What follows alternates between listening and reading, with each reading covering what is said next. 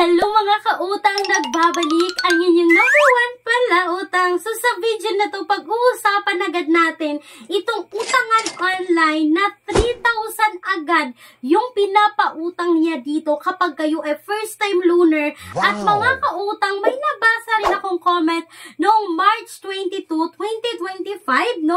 Last month lang yan, this year lang yan. Sabi niya 9,000 daw yung approve na amount sa kanya. At yan yung pag-uusapan natin sa loob ng video na to ngayon. At isi-share ko sa inyo yung pinaka-update sa interest rate. Kung buo nga ba niyang nakuha yung 9,000 pesos at yung mga na-approve sa 3,000 pesos, kung buo rin ba nilang nakuha at kailan babayaran. Yan yung pag-uusapan natin sa video na to. Hello mga kautang, welcome back dito sa aking channel. This is Clarice, ang inyong number one.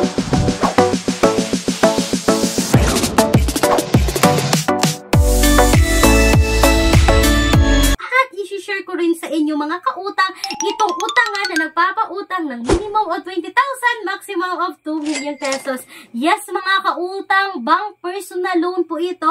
Legit po na bangko. Meron po mga requirements na kakailanganin. As you can see ngayon sa screen, kayo po ay qualified dito kung kayo po ay employed sa isang private company, kung kayo po ay BPO employee at least 3 years, mga kautang. Kung kayo po ay teachers na nagtuturo sa mga private school, kung kayo po ay doctors and nurses sa mga private hospitals, mga kautang, kayo po ay qualified dito. So for more details, mga kautang, sinasabi kong bank personal loan, you can email me right away, clariza@gmail.com, and you can also call, mga kautang, sa aking Viber kasi sumasagot po ako ng tawag. So mga kautang, eto na nga, no, alam ko na ang dami na sa inyo yung nakapagsubok sa utangan na ito dahil sobrang sikat ng loan application na to, no? Yung mga advertisement nila na makikita natin sa Facebook, na makikita natin sa YouTube, na sabing napakaganda raw utangan ang utangan na ito.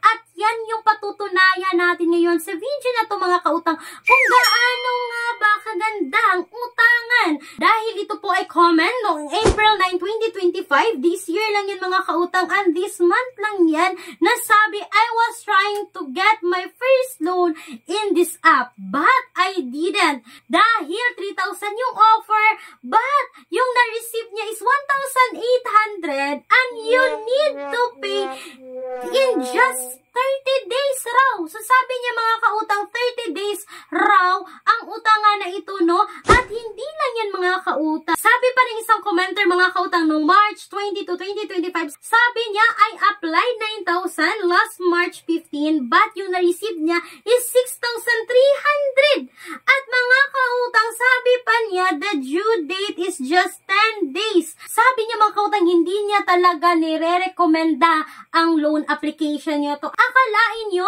9,000 nga, pero 6,300 na lang yung na-receive. Sobrang laki ng interest sa loob ng 10 days, mga kautang. So, hindi lang yan, no? Kasi ang dami kong nabasa dito na na-approve ng 3,000. So, ito also yung given noong March 26, 2025. Sabi niya, high processing fee. Do not try to download. For 3,000 pesos, yung ma-receive nyo is 1,800.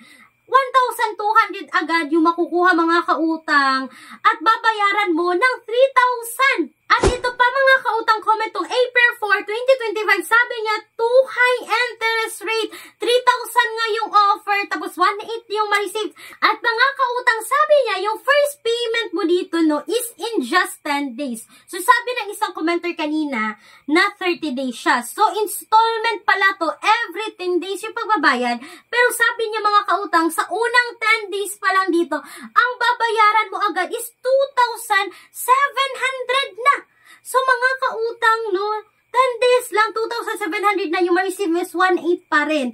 At eto pa, mga kautang, no, sabi rin ng isang commenter dito na useless application, trying to apply for a loan, but the deduction is 1,200, yung ma-receive mo lang is 1,800, plus installment option, first payment at least 80% of the total then the next is the remaining. So ito na nga mga kautang, napapatunayan talaga natin ngayon na unang installment mo pa lang dito sa loob ng 10 days is makakabayad ka na ng 80% ng loan mo dito. So mga kautang, therefore masasabi ko na yung mga sobrang installment is pwede mo na siyang hindi bayaran kasi nabayaran mo na yung 2,700 mga kautang. Pero not recommended pa rin dahil sa sobrang laki ng interest, 1 to in just 10 days mga kautang. So mga kautang, bago ko makalimutan, itong si Benny Online and si Loan App is under po ng Wing of Integrity Lending Corporation, doing business under the names and styles of Bini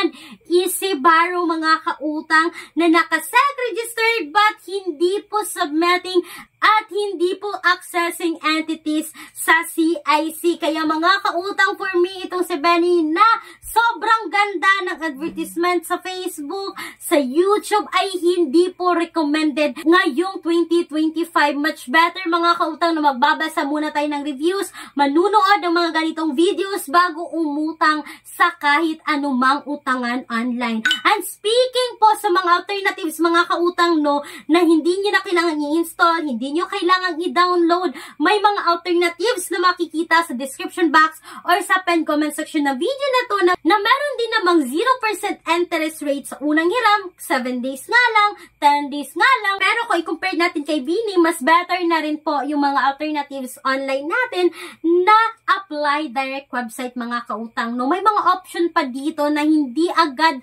auto-reject kasi tatawagan ka pa for loan evaluations. At mga kautang, sana po ay nakatulong itong quick and honest review ko po about dito kay Benny Loan App. Once again mga kautang, this is Clarice, ang inyong number 1 palautang dahil utang is life. Bye bye bye mga kautang!